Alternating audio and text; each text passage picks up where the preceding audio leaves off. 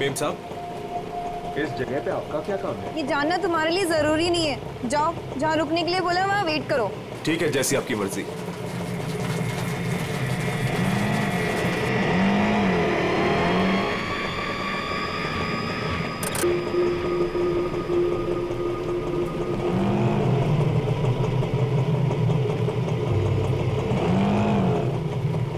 अरे तुम गए नहीं अभी तक, जाओ। जी मेम साहब।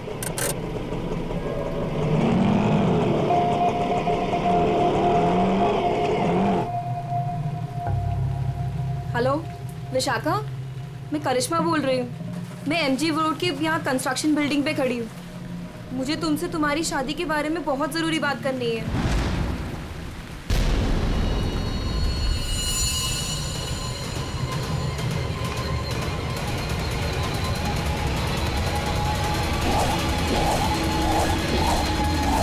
मेम साहब, मेम साहब, मेम साहब, कहाँ चली गई?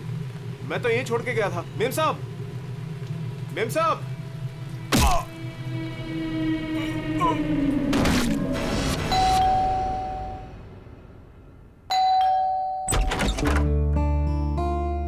अरे आप इतनी जल्दी आ गए ऑफिस से? हाँ, आज काम कुछ कम था। ये लो, आते आते तुम्हारे लिए कुछ साग सब्जियां लाया हूँ और इसे फ्रीजर में रख दो। विशाखा के लिए लाया हूँ, उसे आइसक्रीम पसंद है ना? आज आपकी लाडली ये खाने वाली नहीं है। पर क्यों? आज सुबह से ही उदास है, खुद को कमरे में बंद कर रखा है और खाना भी नहीं खाया उसने। तुमने उसे कुछ कह दिया क्या? मैं क्या कहूँगी, लेकिन हाँ, आज सुबह किसी का फोन आया था।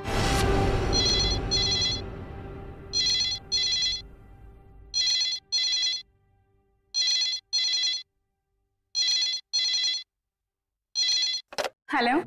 हेलो, विशाखा बोल रही हो? जी हाँ, विशाखा बोल रही हूँ। देखो, मुझे तुमसे बहुत ज़रूरी बात करनी है। ये बात तुम्हारी शादी के बारे में है। शादी?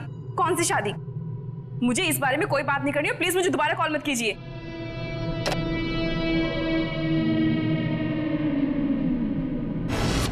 अरे इतनी मुश्किल से तो 2 हफ्ते पहले टूटी हुई शादी को भूल पाई थी, और फोन करके उसके जख्म किसने हरे कर दिए? बहुत पूछा मैंने कि किसका फोन था, लेकिन रोई जा रही है, जवाब ही नहीं दे रही है। मैं देखता हूँ, तुम चिंता मत करो। विशाखा, विशाखा बेटे, विशाखा बेटे, दरवाजा खोलो। विशाखा, दरवाजा खोलो। विशाखा! ये दरवाजा क्यों नहीं खोल रही है? रोने की आवाज भी नहीं आ रही। कहीं उसने कुछ? अरे तुम विशाखा को नहीं पहचानती क्या? वो ऐसा कुछ नहीं करेगी। विशाखा बेटा, दरवाजा खोलो बेटे। विशाखा, दरवाजा खोलो। विशाखा! विशाखा?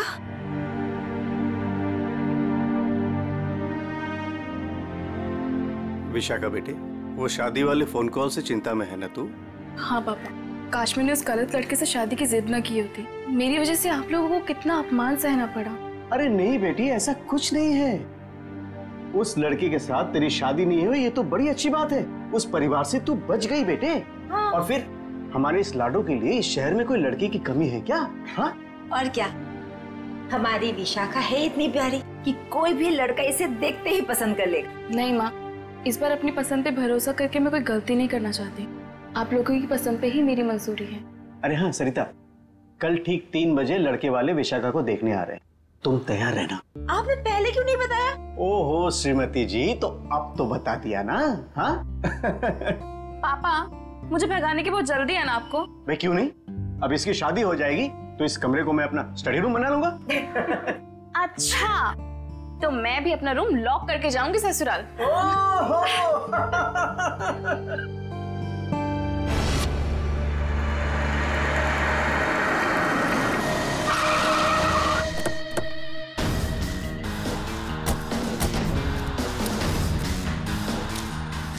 भाई साहब, मैं यहाँ का बचपन, मैंने ही आपको फोन किया था। लाश कहाँ पर है? जी उस तरफ। चलो दिखाओ। जी।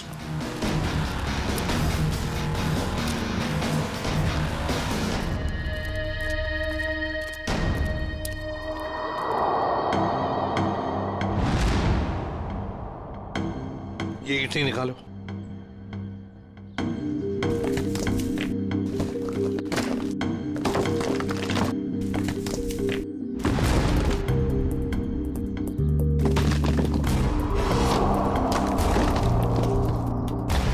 लगता है लाश को छुपाने की पूरी कोशिश की, लेकिन पूरी तरह से कामयाब नहीं हुआ है। हाँ, छुपाने की तो बहुत कोशिश की है, मगर जरूर कुछ ना कुछ तो भूल गया है वो। कोई ना कोई सुराग तो हमें जरूर मिलेगा। वैसे लाश ज्यादा पुरानी नहीं दिख रही है। एक काम करो, बाहर निकालो इसे आराम से, संभल के।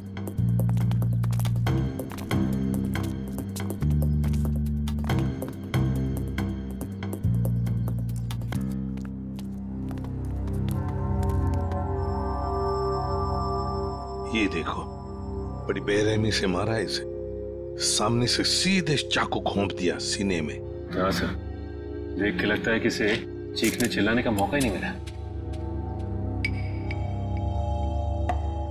ये देखो, इसके सिर के पीछे भी चोट है। लगता है जिसने भी ये किया है ना, शायद पीछे से आकर इस रिक्शा वाले के सिर पर पीछे से हमला किया, वार किया। ये बेचारा मुड़ गया हमलावर को देखने के लिए, तो सामने से चाकू घोंप दिया।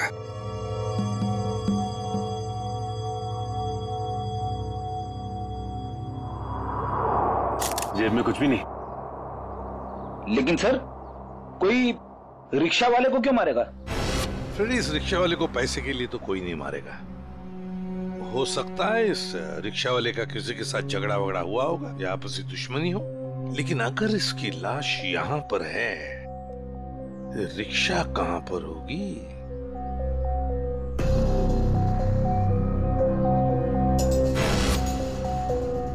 सर? हाँ सर, ये देखिए सर, ये खून की बूंदें और घसीटने के निशान हैं।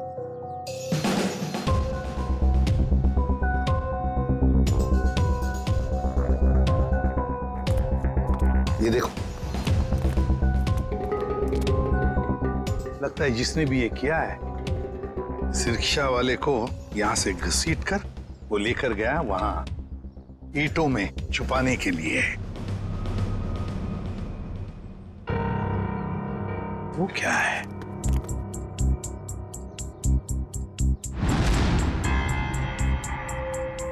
किसी आदमी की घड़ी? अरे ये तो काफी महंगी घड़ी है। शायद रिक्शा वाले की होगी। नहीं फ्रेडी, ये इस रिक्शा वाले की घड़ी नहीं लगती। इतनी महंगी घड़ी है ये, 1,00,000-1.5 लाख की तो घड़ी है। तो फिर सर, शायद उसी की होगी जिसने रिक्शा वाले को मारा है। वो तो ये भी सकता है कि घड़ी उस आदमी की हो जो ऑटो में बैठा था। इतनी कीमती घड़ी पहनने वाला आदमी रिक्शा में नहीं जाएगा, मुझे नहीं लगता। देखो, और भी कोई सुराग मिलना चाहिए। देखो जरा आसपास।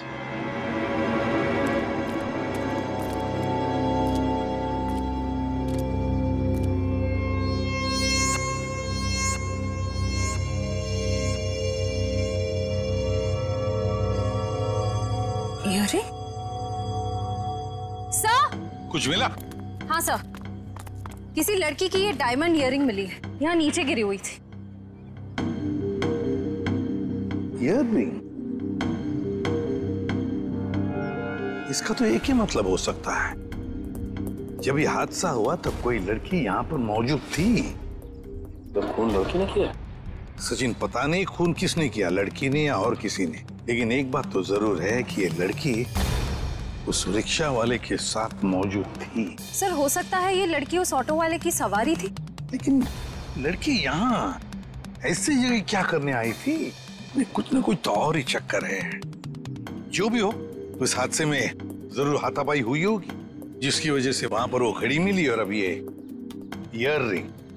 ये केस तो बहुत पेचीदा हो गया। इतने सारे सवाल लेकिन जवाब इतने कम। सारे सवालों का जवाब इसी बिल्डिंग में है। इस बिल्डिंग को अच्छी तरह से छान मारते हैं। Let's go.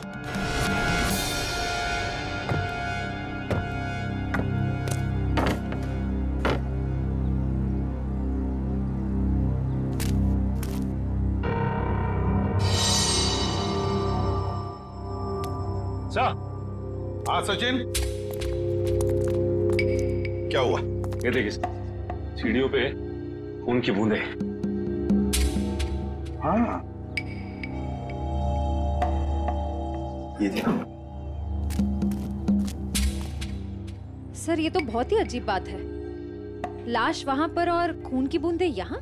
मुझे तो कुछ और ही आ रहा है दिमाग में। कहीं और एक लाश तो नहीं इस बिल्डिंग में?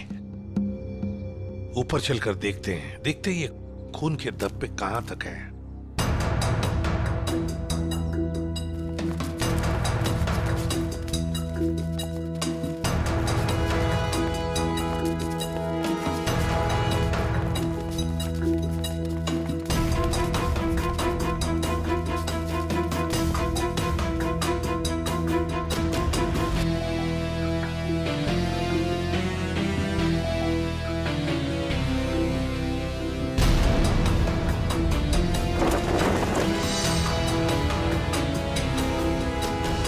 भाई साहब मैं तो कहता हूँ अभय और विशाखा एक दूसरे के लिए बिल्कुल सही है। दोनों के ख्यालात मिलते जुलते हैं, दोनों का स्वभाव एक है और वैसे एक साथ स्कूल में पढ़ चुके हैं।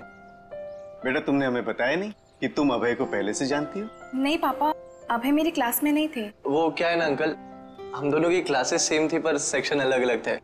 आप सेक्शन ए में थी और मैं सेक्शन सी में था। बात यह है ना जी, अभय के लिए एक से बढ़कर एक खानदान से रिश्ते आ रहे हैं, लेकिन इससे मना कर दिया है। स्कूल के वक्त से ही आपकी बेटी से प्यार करता है, लेकिन कह नहीं पाया, इसलिए आज मुझे आना पड़ा कहने के लिए। पापा प्लीज, आप मुझे एम्बैरेस कर रहे हैं। नैना और अनुष्का कैसे हैं? स्कूल टाइम से तुम्हारे बेस्ट फ्रेंड हुआ करते थे वो लोग। हाँ, नैना भी बेंगलोर में जॉब कर रही है और अनुष्का की रिसेंटली शादी हो गई है मसूरी में। सुना है बहुत ही खूबसूरत जगह है वो। जी। वैसे तो साउथ अफ्रीका भी बहुत ही सुंदर जगह है। 25 साल पहले हमने हमारे हीरो का बिजनेस वहां शुरू किया था और आज यहाँ तक ले आए उसे। आप लोग बैठिए, मैं आप लोगों के लिए चाय वगैरह लेकर आती हूँ। आप लोग बैठिए, हम आते हैं।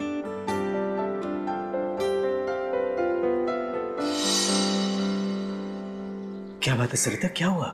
देखिए, लड़का और परिवार तो मुझे अच्छे लग रहे हैं, लेकिन एक बार आप साफ साफ पूछ लीजिए, लेन देन की जो भी बात है। सरिता क्यों चिंता करती हो? देखो मुझे नहीं लगता कि धीरेन्द्र जी की कोई मांग है, और अगर होगी भी तो हम मांग पूरी कर देंगे ना। देखो सरिता, मेरी पेंशन है, तुम्हारे जेवर है, और अगर जरूरत पड़ी तो हम ये मकान बेच देंगे। आखिर हमारी एक ही बेटी है। ओफो, आप एक बार पूछ तो लीजिए ना, कहीं कोई बड़ी मांग रख दी तो। फिर तो ये रिश्ता नहीं हो पाएगा। खैर, अपनी किस्मत है, देखते हैं। चलो लीजिए भाई साहब। ये सब लाने की क्या जरूरत थी? इतनी तकलीफ क्यों की आपने? अरे क्या कहते हैं भाई साहब, ये तो कुछ भी नहीं है, ये तो आपको लेना ही पड़ेगा। चाय लीजिए। ये लो बेटे।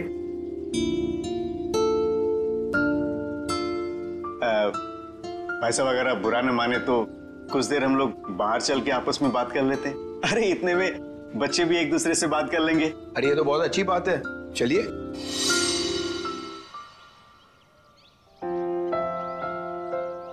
भाई साहब, आपका बेटा हमें बहुत पसंद है। मुझे भी बिल्कुल विशाखा जैसी बहू चाहिए थी। अगर विशाखा अभय को पसंद करे। उसकी फिक्र आप मत कीजिए, हमारी मंजूरी में ही उसके यहाँ है। ये तो बड़ी अच्छी बात है, तो मैं बात पक्की समझूं? जी जरूर। धीरेन्द्र जी, अगर आपकी कोई मांग हो तो आप मुझे। ये कैसी बात कर ली आप लोगों ने? अरे भाई, भगवान का दिया हुआ सब कुछ है हमारे पास। आपकी बेटी सिर्फ 2 जोड़ी कपड़ों में चाहिए, ये आप कर पाएंगे या नहीं? मुझे समझ में नहीं आता कि मैं आपका ये कर्ज कैसे चुका पाऊंगा। लेकिन हमारी एक शर्त है। शर्त? ये शादी 2 दिनों में हो जानी चाहिए। 2 दिनों में शादी की तैयारियां हम कैसे कर सकते हैं? देखिए, ये हमारी एक ही बेटी है, हम चाहते हैं कि उसकी शादी बड़े धूमधाम से हो, इसलिए थोड़ा अगर आप हमें वक्त दे दे तो। देखिए भाई साहब, मैं आपकी बात समझता हूँ, लेकिन 3 दिनों के अंदर मुझे साउथ अफ्रीका पहुंचना है। सिर्फ मेरे बेटे की वजह से मैं अपना पूरा कारोबार छोड़ के आया हूँ। अगर आप ये नहीं कर पाओगे तो ये रिश्ता नहीं होगा। हाँ? सोच लो आप लोग।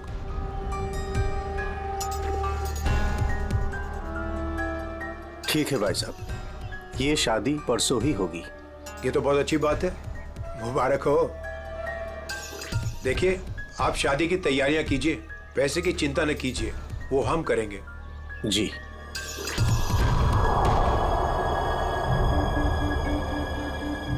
कैसे? तुम चिंता मत करो सरिता, भगवान की जो मर्जी है वही होगा। चलो शादी की तैयारी करते हैं।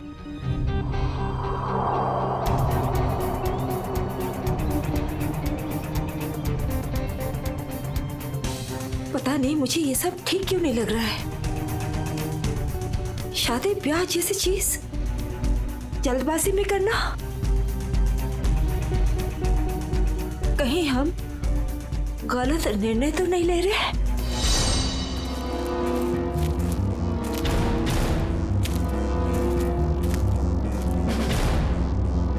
सर, इस लड़की का चेहरा तो पूरी तरह से बिगड़ चुका है। इसकी पहचान करना बहुत मुश्किल होगा। तो सर, लड़की के पास से ना ही कोई आइडेंटिफिकेशन मिला है, ना ही कोई मोबाइल। तो लाश को देख के लगता है कि इसकी और उस ऑटो ड्राइवर की मौत लगभग एक ही वक्त हुई है सर।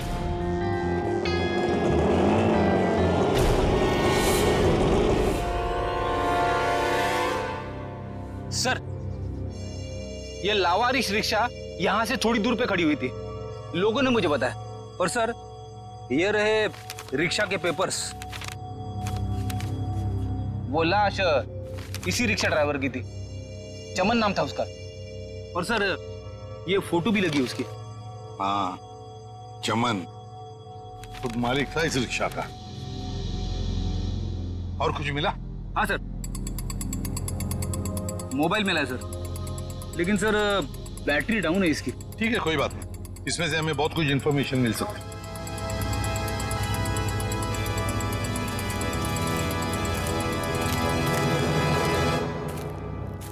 वॉचमैन होना यहाँ के। कैसी ड्यूटी करते हो? दो खून हुए यहाँ पर। साहब जी, ये सब कैसे हुआ? मुझे नहीं पता चला। चुप, नाटक बंद। जरा याद करके बताओ, क्या कोई आया था यहाँ पर इस रिक्शा में से? कोई नहीं आता इस रिक्शा से। ये कैसे हो सकता है? हा? कोई बिल्डिंग से ऑटो दूर क्यों खड़ा करेगा? बताओ कौन आया था? हाँ साहब जी, याद आया, जब मैं खाना खाने गया था ना, जरूर कोई आया होगा। झूठी करते हो।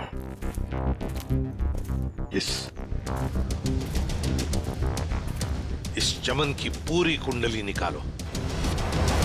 हाँ अभिजीत सर, वो ऑटो वाले के फोन की डिटेल मिल गई है सर। ये 11 बजे के करीब ममता नगर से निकला और 11:30 बजे जेल स्टेशन पे पहुंच गया। ये MG road under construction building पे कब पहुंचा? सर 12:30 बजे। जेल स्टेशन से सवारी लेने के बाद 12:40 पे उस जगह पे मिला था जहां पे वो ऑटो खड़ा मिला था। मतलब जेल स्टेशन से उसने सवारी उठाई, तो फिर अभिजीत उस वक्त दो मोबाइल फोन होंगे उस रिक्शा में, एक रिक्शा वाले का और शायद इस सवारी का भी। हाँ सर, मोबाइल कंपनी वालों ने बताया कि रिक्शे वाले के मोबाइल के साथ साथ एक और मोबाइल ट्रैवल कर रहा था। जयवंती और पेटी लगे हैं उसका डिटेल निकालने में। चलो अच्छा। अब देखना यह है कि सर वो सवारी विक्टिम थी या मुजरिम।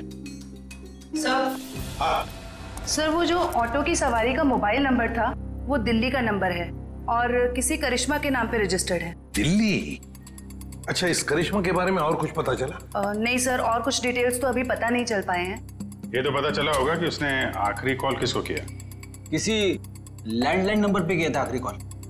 पोपटवाड़ी का कोई उदय कुमार है। पोपटवाड़ी, उदय कुमार। पंकज काम करो, इस दिल्ली वाली करिश्मा के सारे डिटेल निकाल, पूरे के पूरे डिटेल। और अभिजीत, इस पोपटवाड़ी के उदय से मिल लेते हैं, पता तो चले ऐसी भी क्या बातें हो रही थी करिश्मा और उसके बीच में।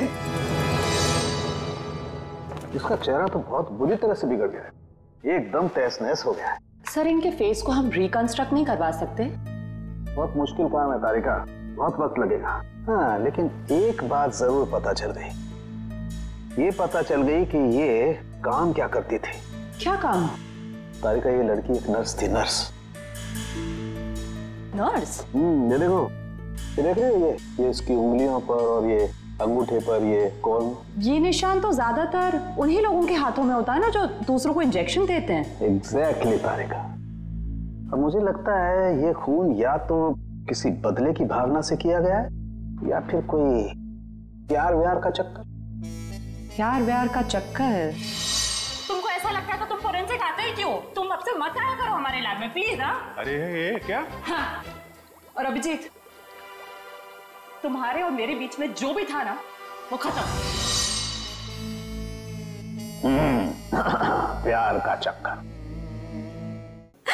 विशाखा, तुम्हें पता है वैसे तो मैं अभय की मुंह बोली बहन हूँ, पर हाँ, एक सगी बहन अपने भाई को उतना प्यार नहीं करती, उससे भी ज्यादा प्यार मैंने अपने भाई को दिया है।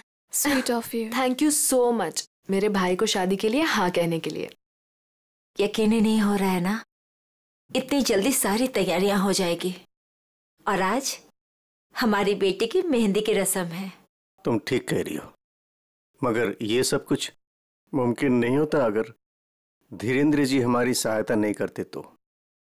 देखो ना, अभय की बहन माया किस तरह से सुबह से लेके सारा काम कर रही है, कितनी अच्छी तरीके से कर रही है ना? वाकई।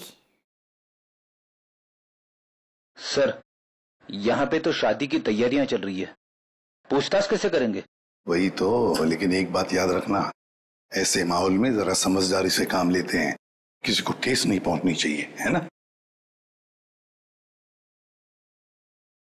अरे आइए आइए, आप लोग लड़के वालों की तरफ से? देखिए, हम लोग मेहमान नहीं हैं, हम लोग सीआईडी से आए हैं। सीआईडी? यहाँ सब कुछ ठीक तो है ना? देखिए, आप फिक्र मत कीजिए, हमें पता है आपके घर में शादी का रस्म चल रहा है, लेकिन देखिए बात कुछ ज्यादा नहीं है, सिर्फ 2 मिनट की बात है। एक बात बताइए, कल लैंडलाइन पे कोई अनजान फोन आया था? हाँ, मेरी बेटी विशाखा ने फोन उठाया था। जरा बुलाइए ना विशाखा को। विशाखा बेटी, 1 मिनट इधर आना। हाँ जी, 1 मिनट। जी पापा। बेटे ये। हाय विशाखा, शादी मुबारक हो। Thank you. हम सीआईडी से हैं, मैं इंस्पेक्टर श्रेया।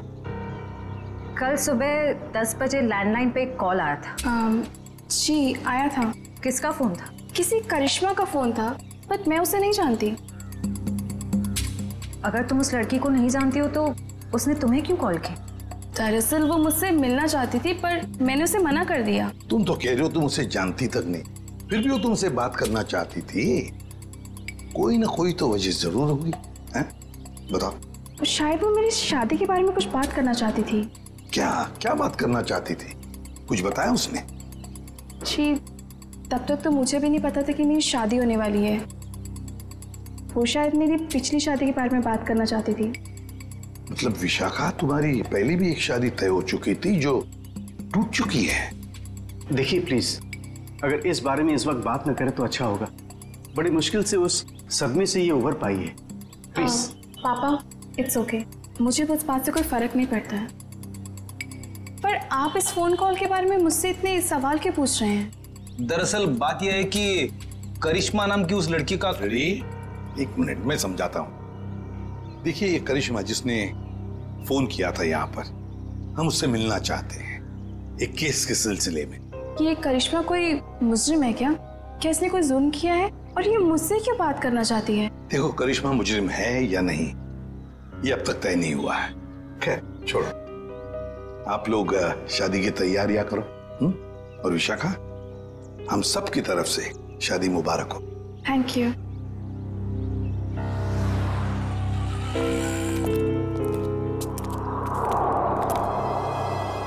हेलो, सुनो, सब गड़बड़ हो गया है यहाँ। सीआईडी आ गई है। हाँ जी, क्या हाल है बॉस? फिर से बन गया चेहरा? अरे चेहरा बनने में टाइम लगता है ना यार। और कितना टाइम चाहिए तुझे? मैं बोल रहा था तारिका, प्रद्युमन जैसे ही मेरी शक्ल देखेगा पीछे पड़ जाएगा। कितना टाइम लेगा चेहरा बनाने में? यार इतना सा काम है सामने। वैसे एक बात बताओ, आप लोगों को वाकई कुछ पता नहीं चला उस लड़की के बारे में? हमें इतना तो पता चल चुका है कि उस लड़की का नाम करिश्मा है और वो दिल्ली की रहने वाली थी। और अगर मैं ये बताऊं कि करिश्मा एक नर्स थी तो?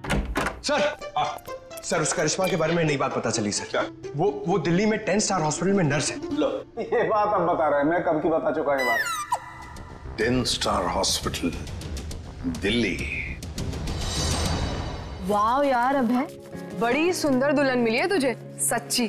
पता नहीं कहाँ से किस्मत लिखा के लाया है। अरे वो कहते हैं ना, लंगूर के हाथ में अंगूर। एग्जैक्टली।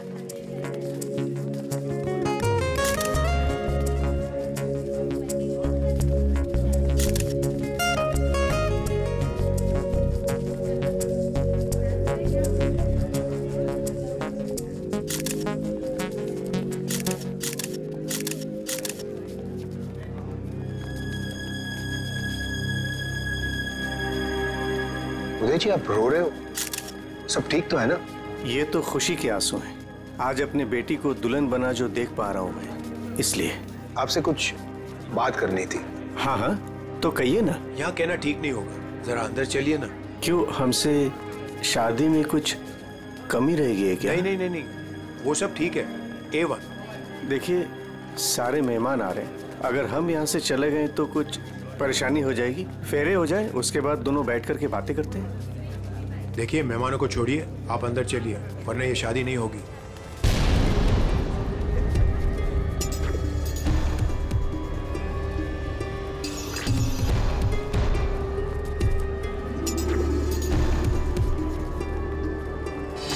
आइए उदय जी।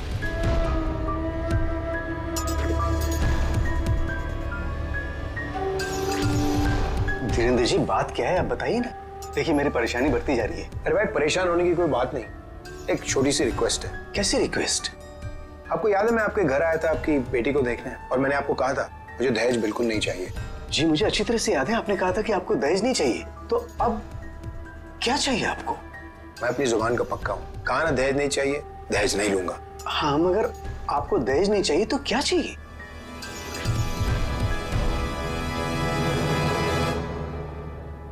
किडनी। किडनी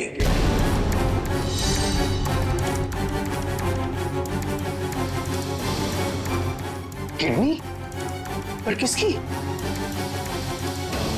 मैं शायद आपको बताना भूल गया कि मेरी तबीयत दरअसल ठीक नहीं रहती, और जल्द से जल्द अगर किडनी ट्रांसप्लांट नहीं हुआ तो मैं ज्यादा दिन नहीं बच पाऊंगा। Kidney transplant? देखिए, आपकी बेटी की शादी है, और कुछ ही दिन बाद उसका ससुर यानी कि मैं मर जाए तो आपको कैसा लगेगा?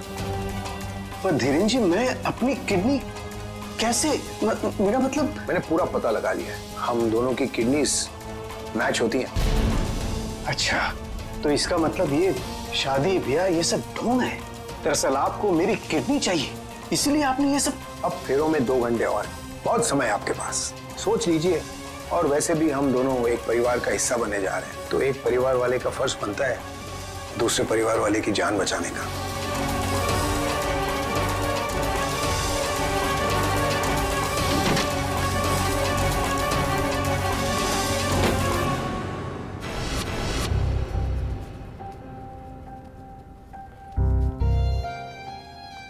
आपको दहेज नहीं चाहिए तो क्या चाहिए? किडनी। किडनी। किडनी।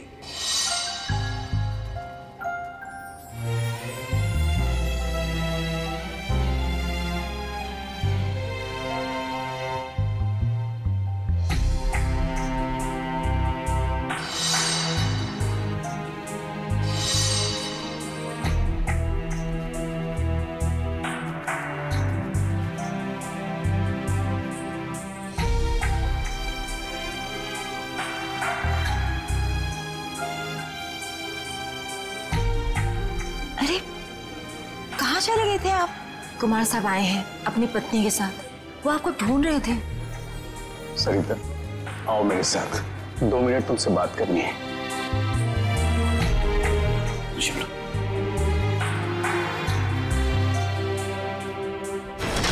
आओ सरिता। क्या हुआ, मुझे बताएंगे भी? सरिता, दरवाजा बंद कर दो, बताता हूं।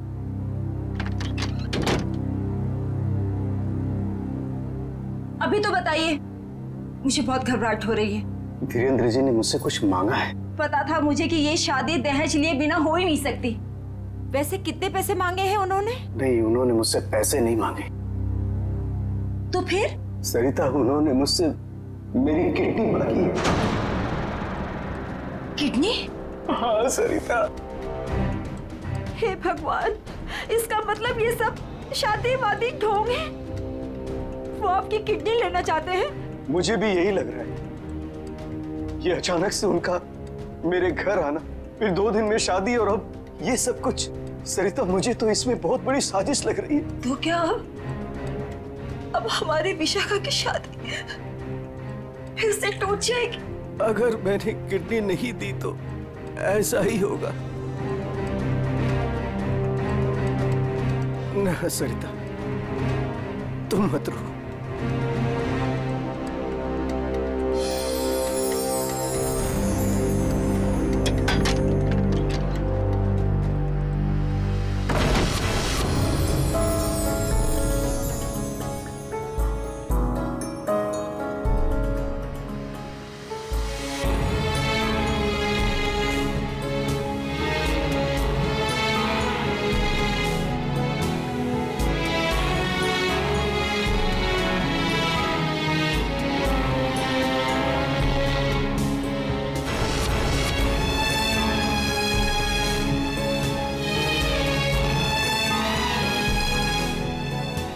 सारे मेहमान आ चुके हैं और अगर इस बार भी हमारी विशाखा की शादी नहीं हुई तो वो पूरी तरह टूट जाएगी। एक जख्म तो वो पहले ही खा चुकी है, लेकिन अब दोबारा वो बर्दाश्त नहीं कर पाएगी।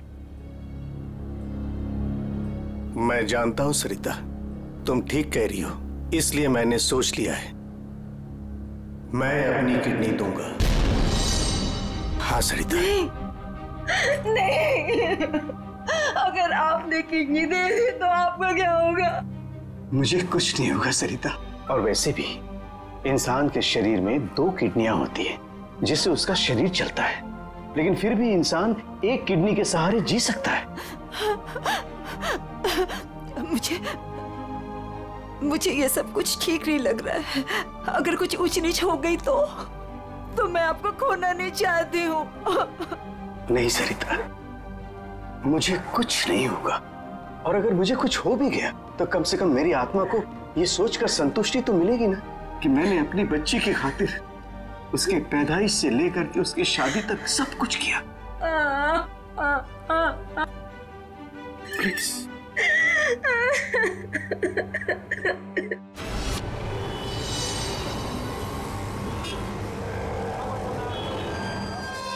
हेलो सर, मैं अनुज, इस हॉस्पिटल का डीन। करिश्मा की मौत की खबर सुनकर आई एम शॉक्ड। वो बहुत ही काबिल नर्स थी। वैसे डॉक्टर साहब एक बात समझ में नहीं आ रही है, ये करिश्मा ने अचानक से छुट्टी क्यों ली और फिर यहाँ से मुंबई चली गई? कोई खास वजह थी क्या छुट्टी लेने में? उसने छुट्टी ली और यहाँ से चली गई। अब यहाँ से जाने के बाद वो कहाँ गई, किस लिए गई, इसके बारे में हमें कुछ नहीं पता। देखिए, हम लोग करिश्मा के घर गए थे, लेकिन वहाँ से कोई ज्यादा जानकारी मिली नहीं है। क्या आप बता सकते हैं कि यहाँ पे करिश्मा को कोई सामान वगैरह पड़ा है? आप चाहें तो करिश्मा का लॉकर देख सकते हैं। जी हाँ, जरा दिखाइए लॉकर। आइए। चलिए। अरे सर, इस लॉकर को देखकर मुझे मेरी नानी की अलमारी याद आ गई। वो भी अपना सारा सामान ऐसे ही ठूस ठूस के रखती थी। सर, ये तो किसी मरीज की मेडिकल रिपोर्ट है। किसकी फाइल है ये? दे उदय कुमार। उदय? विशाखा के पिताजी उदय कुमार? कमाल है, इस फाइल को तो हॉस्पिटल के रिकॉर्ड रूम में होना चाहिए। ये करिश्मा के लॉकर में कैसे? मतलब ये करिश्मा उदय जी और उसके परिवार वालों को जानती थी? वो परिवार वाले तो बता रहे थे कि वो करिश्मा को जानते ही नहीं। जरा बताइए, किस चीज का इलाज चल रहा था उदय का?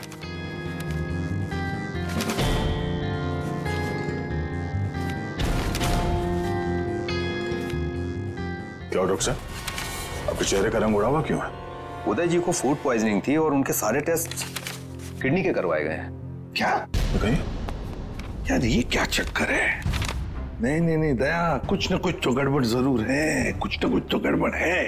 अच्छा डॉक्टर साहब, इस करिश्मा का बर्ताव कुछ अजीब लगा आपको? मतलब कुछ गड़बड़ लगा आपको कभी? नहीं, ऐसा तो कुछ भी नहीं लगा। सर, ये देखिए। माय गॉड, तो ये बात है। क्या बात है उदय? अरे डॉक्टर चंद्रप्रकाश, आओ आओ, बैठो बैठो। ये अचानक क्या बात करना चाहते हो तुम मुझसे? और भाभी जी क्यों रो रही हैं? शादी में कोई मदद वगैरह चाहिए? डॉक्टर, शादी की कोई बात है ही नहीं। अच्छा, तुम ये फाइल मेरी देखो ना, मेरी मेडिकल फाइल। ये फाइल चेक करके बताओ कि क्या मैं अपनी एक किडनी डोनेट कर सकता हूँ? उदय, तुम्हारी बेटी की शादी हो रही है और इस वक्त तुम्हें ये सवाल सोच रहा है? डॉक्टर, शादी न रुके इसलिए तो मैं ये बात पूछ रहा हूँ तुमसे। बताओ ना। क्या मतलब है? मतलब मैं बाद में तुम्हें समझाऊंगा। तुम पहले मुझे ये बताओ कि मैं एक किडनी के सहारे जी सकता हूँ या नहीं। बताओ डॉक्टर, मुझे प्लीज बताओ ना।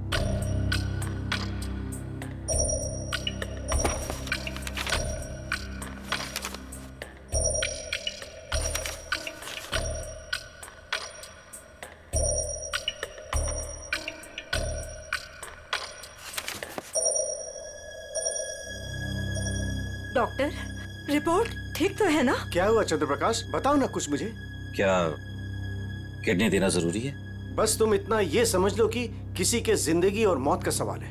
देखो, अगर मैंने किडनी डोनेट नहीं की ना तो मेरी बेटी की शादी रुक जाएगी। देखो उदय, तुम्हारी ये किडनी पहले से ही खराब है। क्या? सरिता, मुझे तो आज तक ये प्रॉब्लम कभी महसूस ही नहीं हुआ। कैसे किडनी फेलियर हो सकता है? क्योंकि उदय, तुम्हारी बॉडी दूसरी किडनी से फंक्शन कर रही है। आई एम सॉरी, अगर तुमने ये दूसरी किडनी भी डोनेट कर दी तो क्या? तो तुम्हारा बचना नामुमकिन है।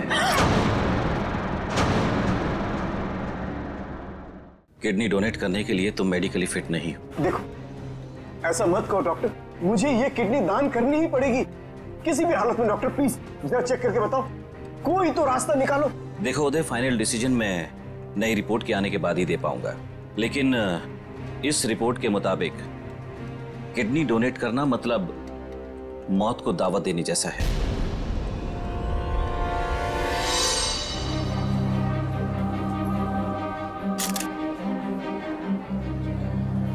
आओ। क्या हुआ माँ? आप परेशान लग रही हैं। नहीं, ऐसी कोई बात नहीं, फेरे का समय हो गया है। आओ।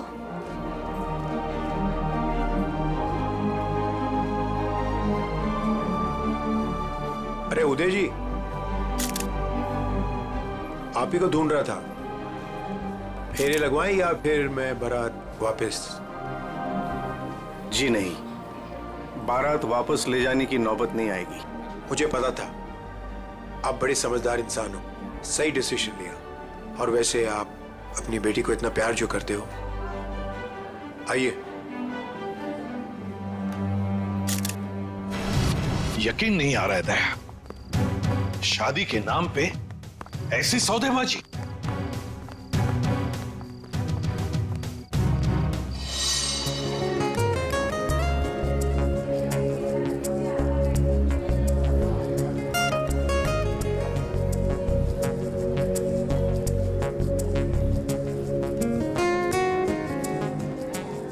रुक जाइए।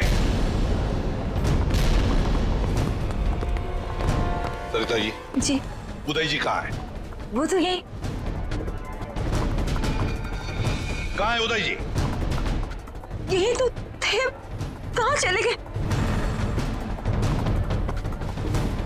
आप लोग यहाँ फिर से, क्या हुआ? हमारा उदय जी से बात करना बहुत जरूरी है, जरा बुलाइए उन्हें। उदय जी! उदय जी! कहाँ गए उदय जी? बुलाइए। मम्मी, पापा कहाँ चले गए? आपके पापा कहाँ हैं? इसका जवाब अब ये देंगे धीरेन्द्र जी।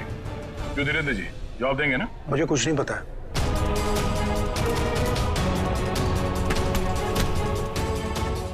नहीं पता तो सड़क कहाँ है यार? सर, मैंने कुछ नहीं किया सर, मैं तो इनका असली बेटा भी नहीं हूँ सर। मेरे पति को इन लोगों ने गायब करवाया होगा और किडनी के लिए ये लोग शादी तोड़ने की धमकी दे रहे थे। मॉम, आपने बात मुझे पहले क्यों नहीं बताई? आपके और पापा से बढ़कर मेरे लिए कुछ नहीं है। शर्म आनी चाहिए तुम्हें, शादी जैसे पवित्र बंधन के आड़ ऐसा घिनौना अपराध करते हुए। सर मैं मानता हूँ, इसी प्लान के जरिए मैंने किडनियों का व्यापार किया। क्या? शायद इसीलिए उन गुनाहों की सजा है कि मेरे खुद की किडनी बेकार हो गई। लेकिन इस बार सर, मैं खुद की जान बचाने के लिए कर रहा था। इसके लिए किसी और की जान चली जाए? अब बताओ, करिश्मा को क्यों मारा? सर मैंने करिश्मा को नहीं मारा, बल्कि वो तो मेरी मदद करती थी मरीज ढूंढने में। सर इस बार मैंने गैंग वालों को बताया बिगैर एक किडनी गायब कर दी। उसी बात को लेकर वो मुझे ब्लैकमेल कर रही थी कि वो बाकी गैंग वालों को और विशाखा को ये बात बता देगी। इसीलिए तुमने करिश्मा को मारा है? इसीलिए? नहीं सर, मेरा यकीन मानो, मैंने उसे नहीं मारा। मुझे लगता है कि सर उसके मौत के पीछे मेरे बाकी गैंग वालों का हाथ है। कौन है तुम्हारे साथी? कहाँ लेकर गए उदय को? किडनी निकलवाने। ऑपरेशन शायद शुरू भी हो गया होगा। कहाँ हो रहा है ये किडनी निकालने का ऑपरेशन?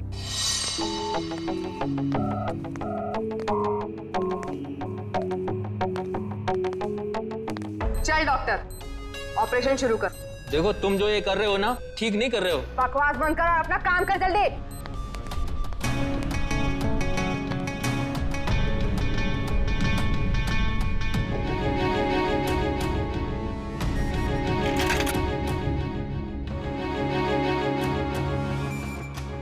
जल्दी करना।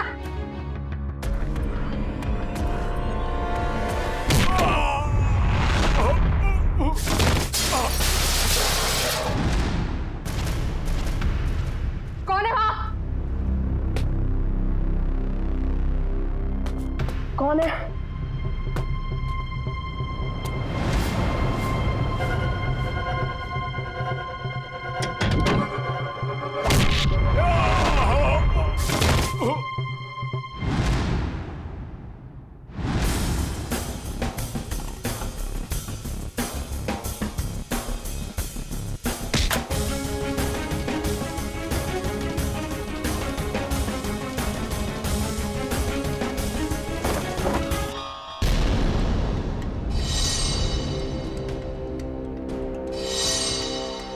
अपने जुर्म का इनाम तो लेती जाओ।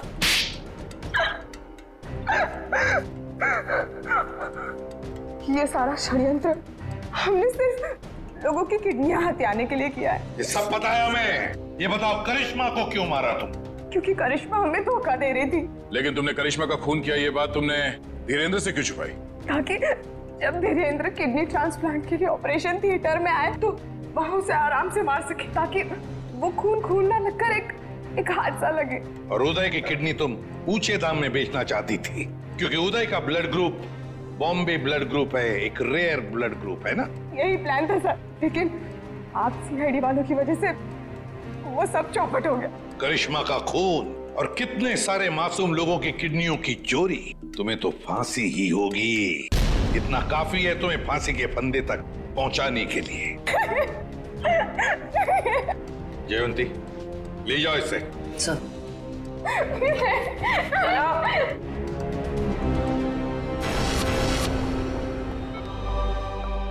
कैसे आप? तबीयत कैसी है आपकी? पापा ठीक तो है आप? सरिता, विशाखा बेटी, तुम लोग रो क्यों रहे हो? क्या हुआ मुझे? मैं आपसे कभी बात नहीं करूंगी। आपको क्या लगा मेरी शादी आपकी जिंदगी से ज्यादा जरूरी है? ऐसी कोई बात नहीं। दरअसल मैं और सरिता, हम तो सिर्फ तुम्हारी खुशी चाहते हैं बेटे। मेरी खुशी आपसे है, आपसे है। माना बाकी लड़कियों की तरह मेरा भी सपना है कि मेरा भी एक अच्छा पति हो, लेकिन वो पति मुझे अपने पिता की कीमत पर बिल्कुल नहीं चाहिए। देखा उदय जी, आपकी बेटी विशाखा कितनी समझदार है, सियानी है और सही बोल रही है। एक बात हमेशा ध्यान में रखना, बेटी घर का सम्मान होती है, सुख होती है, खुशी होती है। उसके हाथ पीले करना तो सौभाग्य की बात होती है, लेकिन उसके लिए माता पिता को अपनी जान दांव पर लगाने की कोई जरूरत नहीं। एसीपी साहब, मैं आपसे वादा करता हूं, चाहे कुछ भी हो जाए, मगर मैं इंतजार करूंगा। अब की बार मैं अपनी बेटी का हाथ सिर्फ उसी को दूंगा जो इसके लायक हो। आप सबका बहुत बहुत शुक्रिया बेटी। Thank you very much.